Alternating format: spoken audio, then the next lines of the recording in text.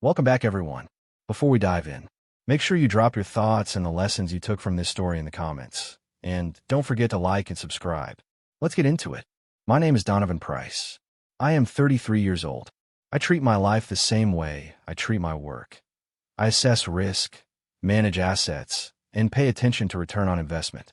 It sounds cold when you say it out loud, but it is the reason I have stability most people my age only talk about.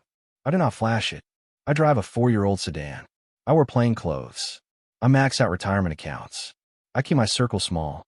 I keep my habits boring on purpose. Brielle hated that about me, even when she said she loved it. She used to call it discipline when we first met. By the end, she called it cheap. Brielle and I had been together for 3 years. In the beginning, she was grounded. She worked as a marketing coordinator, and we split things based on income. It was not perfectly equal, but it was fair. I covered more, she covered what she could, and neither of us acted entitled. We lived well without living stupid. A year ago, she decided she wanted to pivot. She said she did not want to spend her life building someone else's brand. She wanted to become a lifestyle creator. She wanted to be the brand. She quit her job with a speech prepared like she was announcing a graduation. She framed it as courage. She framed it as vision. She framed it as destiny. I framed it as risk. Then I made the mistake of supporting it anyway. I loved her, and I could afford to carry us for a while. For a while became a full year. She insisted we needed a downtown apartment for the aesthetic. I signed the lease because my credit and income could get it done quickly and the building was safe. She wanted city views because her photos needed clean lines. I started paying the full rent. She said she would contribute again once sponsorships came in. She insisted on a luxury sport utility vehicle because nobody trusts a creator with a basic car. She fell behind on the payments, so I took over the lease and insurance to keep it from hitting her credit. She needed outfits for content. She needed dinners at places with lighting that made her skin glow. She needed trips. She needed hair appointments. She needed nails. She needed investment pieces. For the last 12 months, I was the sole provider. Her contribution to household income was zero. If you count the supplementary credit card I gave her for emergencies, her contribution was negative. I told myself it was temporary. Every month, she promised it was about to turn. Every month, the turn did not come. What had come were bigger bills and smaller gratitude. I would get home from work after a long day, and instead of peace, I would walk into piles of packages and ring lights and boxes of clothes still in plastic. Brielle would be on her phone, editing, scrolling, laughing at comments, and the moment she saw me, her face would change like I had interrupted a show. She used to run to the door when we started dating.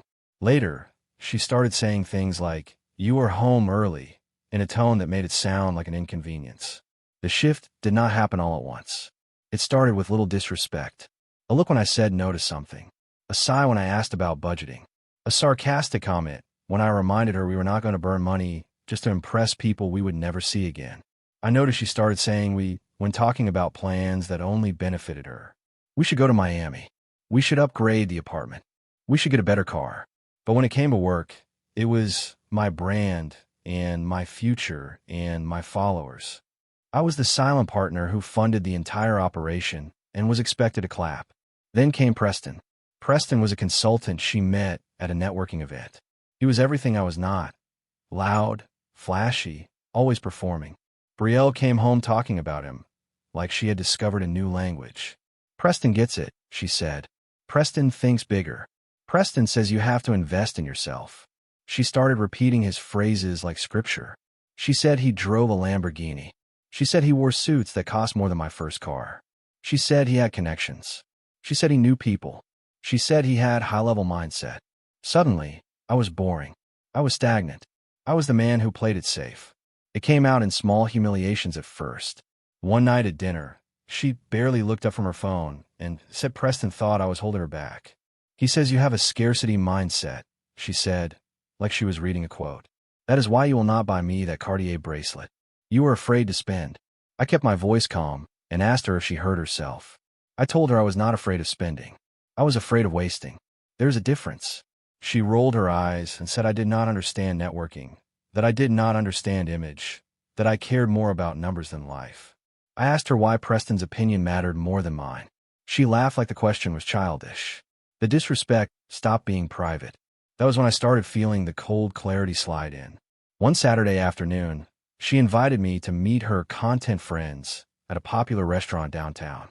She said it would be good for me to be around people who were doing things. I already knew the tone, but I went anyway. The waiter came by, and Brielle smiled sweetly and asked questions about the menu like she was starring in an advertisement. When the waiter suggested a bottle of wine, I said I would stick to a drink, and we could skip the bottle. Brielle's smile stayed, but her eyes sharpened.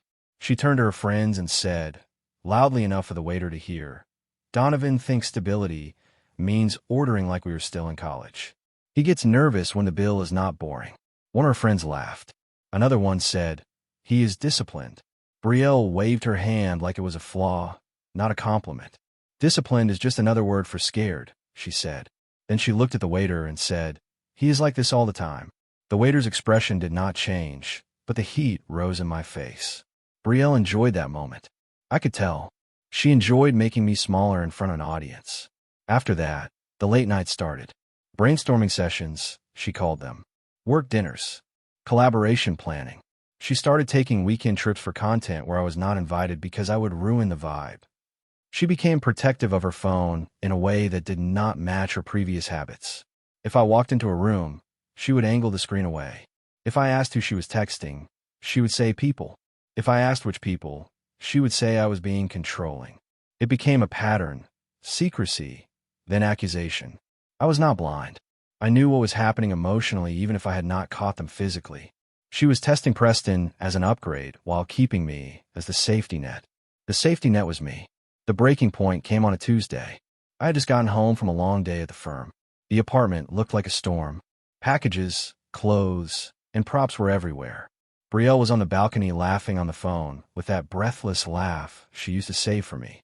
When she saw me, her smile vanished like someone had switched off a light. "You were home early," she said, disappointed. I told her it was 7 in the evening and that if anything, I was late. She crossed her arms and said we needed to talk. Her tone had that rehearsed confidence she used when she wanted to win, not understand. Brielle told me Preston invited us to a gala that weekend in Miami. She said there would be a VIP table. She said it would be huge for her brand. Then she said she needed me to book the flights and the hotel, and she named the Mandarin Oriental like she was ordering a coffee. I set my keys down and looked at her. I asked why I would fly to Miami to watch her flirt with a man who openly disrespected me. I told her I was not paying thousands for the privilege. The air in the room shifted from tense to hostile. Brielle accused me of being controlling. She said it was always about money with me.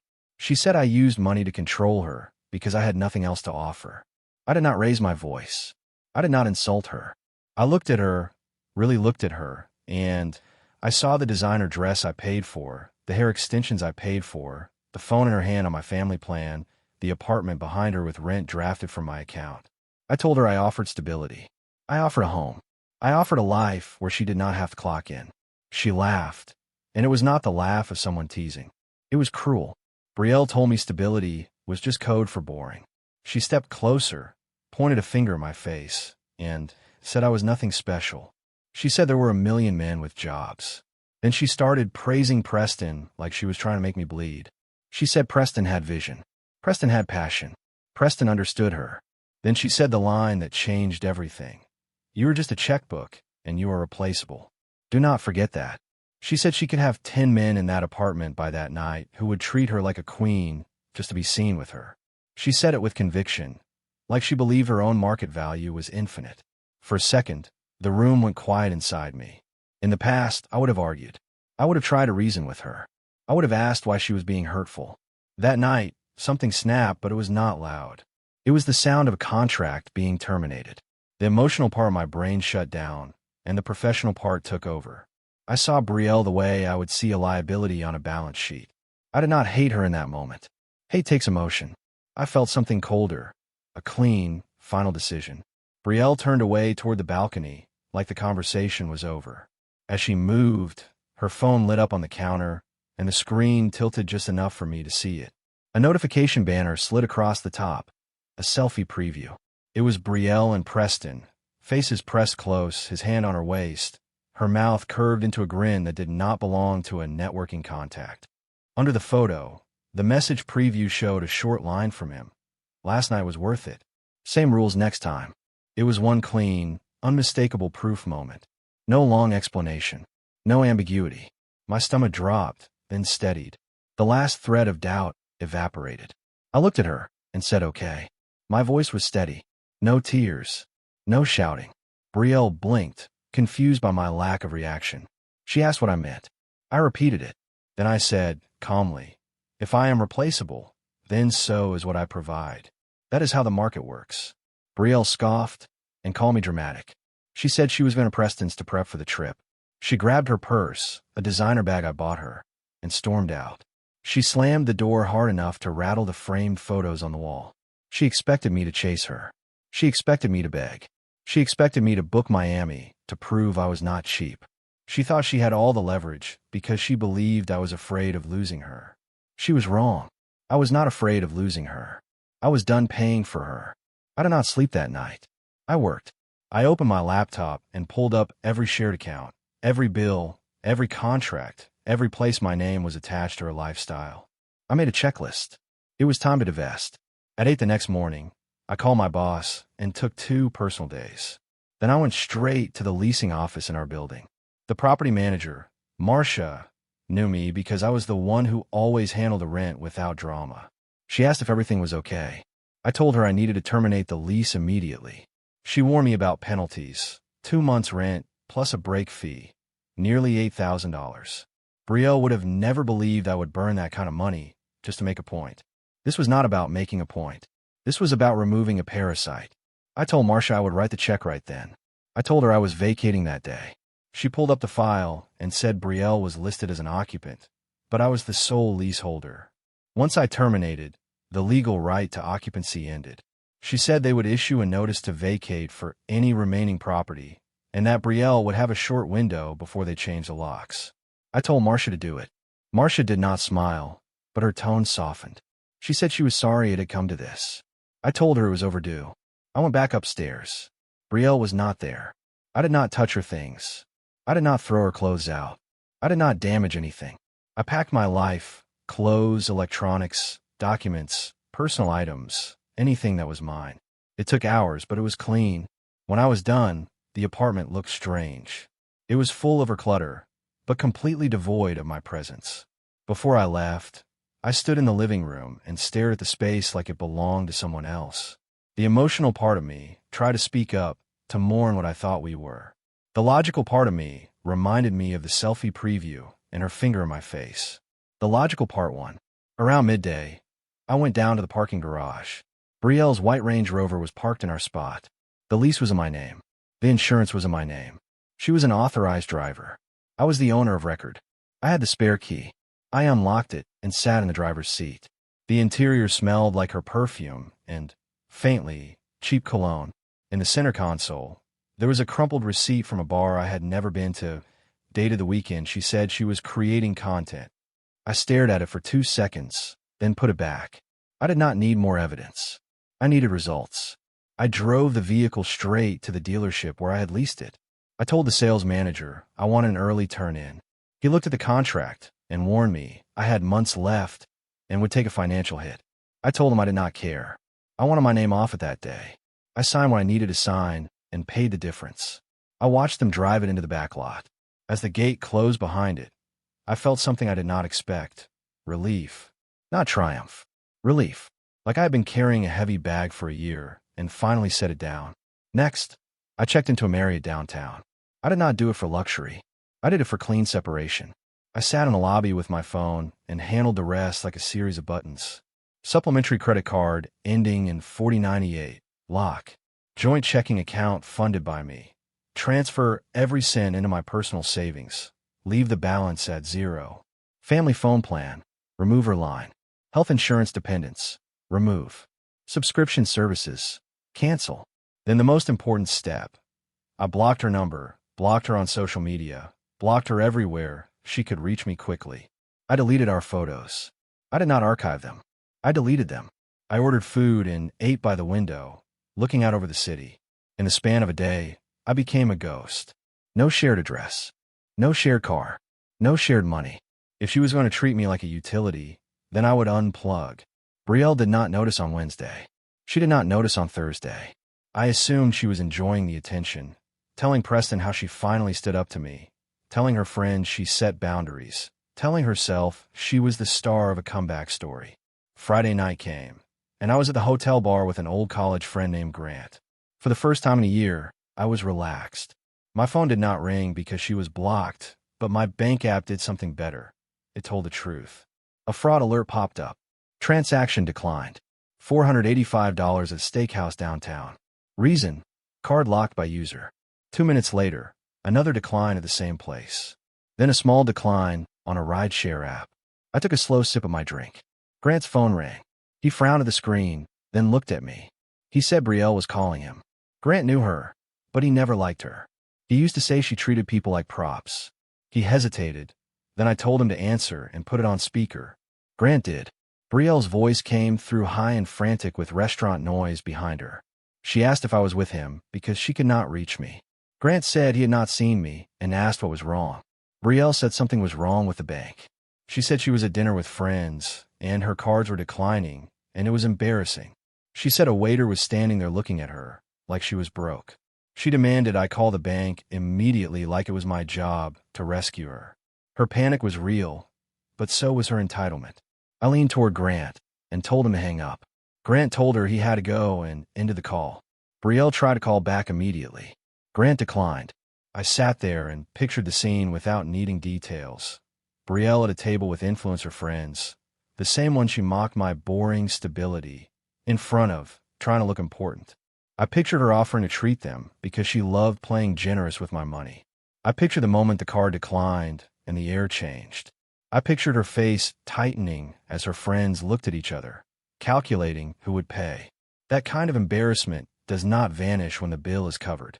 It stains. Later that night, an unknown number texted me and said it was her best friend, Tessa, telling me Brielle was freaking out. I ignored it. Another text came from the same number, but this time it was clearly Brielle using Tessa's phone. She demanded to know where I was. She said her key was not working. She said the building would not let her in. She said the concierge was threatening to call the police if she did not stop banging on the glass. She said all her things were inside and I needed to fix it now. I did not respond immediately. I waited until the panic sharpened into reality. Then I typed one message, not to negotiate, but to clarify the terms. I told Tessa to tell Brielle I terminated the lease on Wednesday, vacated the unit, and management was informed. I told her Brielle had a limited window to coordinate retrieval of her property before it was considered abandoned. I told her the Range Rover was returned to the dealership and Brielle needed to arrange her own transportation. I hit send. My phone rang immediately. I let it ring. It rang again. I turned it over. I imagined Brielle on the sidewalk in heels. Locked out of the building she mocked me for paying for, realizing she had no home, no car, and no money. I imagined her trying to spin it into a story, then realizing she could not edit her way out of consequences. Saturday morning, I woke up to dozens of missed calls and voicemails from random numbers. I deleted them without listening. I went to the gym. For the first time in a year, I did not feel the weight of her expectations pressing down on me. I did not have to worry about whether I was exciting enough. I was just free. Around noon, my mother called, sounding worried. She told me Brielle had called the house phone crying. Brielle told her I threw her out and stole her car, that I was having a breakdown. I told my mother the truth. I did not steal anything. The vehicle was in my name, and I moved out. I told her Brielle called me replaceable, so I removed myself from the equation. My mother went quiet, then said she understood. She said Brielle asked if she could stay with her for a few days. I laughed once, because the absurdity hit me hard. I told my mother not to let her in. I told her if she did, she should check her jewelry box before Brielle left. My mother said no firmly. She said she never liked the way Brielle talked to me at family gatherings. She said she just needed to know I was safe. I told her I had never been better. Sunday was supposed to be the Miami trip. I will admit I was curious, so I unblocked Brielle on social media briefly just to check. Her story was not a view from the Mandarin Oriental. It was a text post on a black background about toxic energy vampires and healing and betrayal, as if she was the victim of a crime. There was no Miami. There was no gala. There was only a woman trying to brand consequences as content. I blocked her again. I learned to rest through mutual acquaintances. When Brielle realized she was homeless and without a vehicle, she went to Preston. She showed up with suitcases expecting a rescue. She thought she had secured a new provider. But Preston did not live in a penthouse. He lived in a 2-bedroom apartment with roommates. He did not own a Lamborghini either. He rented one on weekends to impress people. He liked the version of Brielle that arrived with my money behind her. He did not want the version of Brielle that needed help. When she showed up broke and demanding to move in, he panicked and laughed. He asked her why she was not independent. He canceled the trip. He said he had business. He sent her away. Brielle spent that weekend couch surfing at Tessa's small place, sleeping on a futon, watching her image collapse in real time. On Monday morning, the reality hit harder than humiliation. Bills do not care about confidence. Her phone bill was due, and her line was gone. Her health insurance was gone. Her minimum payments were waiting. Her rent was not covered. She had zero income. That evening, as I left my office building, she was standing near a planter box like she had been waiting for hours. She looked rough, and not in a dramatic, cinematic way. In a real way. Her hair was not done. Her face looked puffy like she had been crying. She wore sweatpants and a hoodie I recognized because it was mine. The influencer posture was gone. She looked smaller, deflated, like a person who finally understood the word no. Brielle said she could not believe I did that to her. She said I ruined everything. She tried to sound angry, but it kept collapsing into desperation. I told her I did not do anything to her. I simply stopped doing things for her. She said she was homeless and sleeping on Tessa's floor.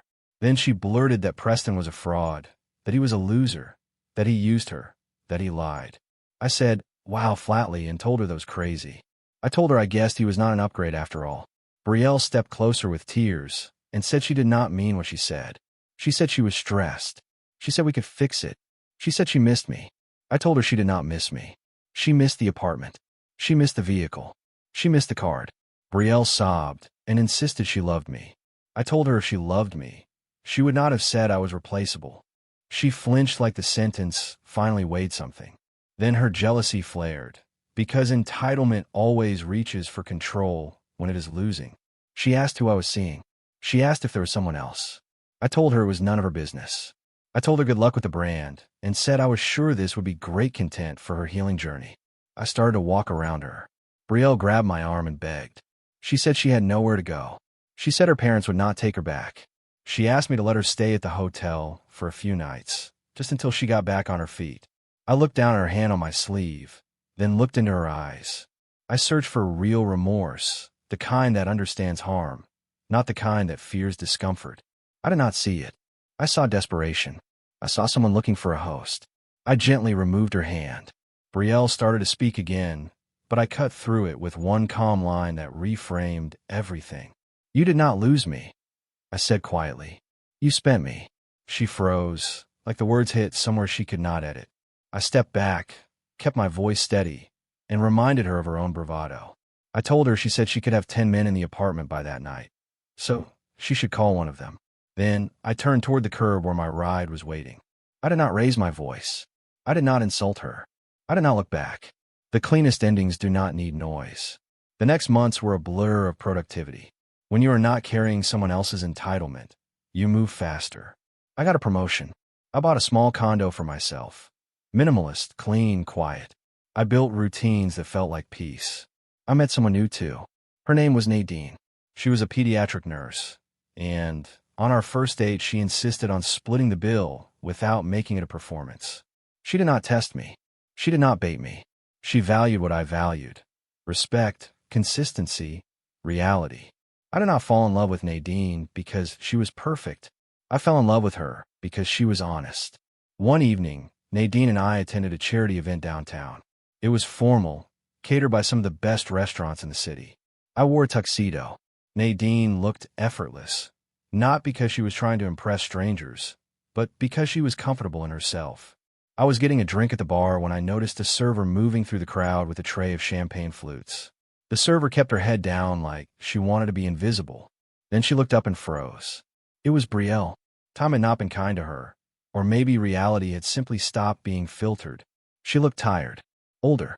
Her dream had clearly evaporated once the funding dried up. Now she was working catering to pay rent on whatever room she had managed to find. Brielle's eyes flicked to my tuxedo, then to Nadine walking toward me. Nadine slipped her arm through mine and laughed at something I said. Brielle's gaze dropped to Nadine's wrist. Nadine wore a simple, elegant bracelet there, not a flashy logo, just something thoughtful I picked out because it reminded me of her. Brielle stared like she finally understood the difference between being bought and being chosen. Her face reddened. She turned quickly and disappeared into the kitchen. I watched her go and felt nothing. Not anger, not triumph, just distance. Nadine asked who that was. I took a sip of my drink and said it was nobody. I said it was someone I used to invest in. Bad return. Then I turned my attention back to the woman beside me, the one who valued me without treating me like a utility. Brielle was right about one thing. I was replaceable, but so was she. And this time, the upgrade was not about status or aesthetics. It was about respect. If you enjoyed this story, please like, comment, and share this video with your friends. Subscribe and turn on the notification bell so you never miss a powerful story drop.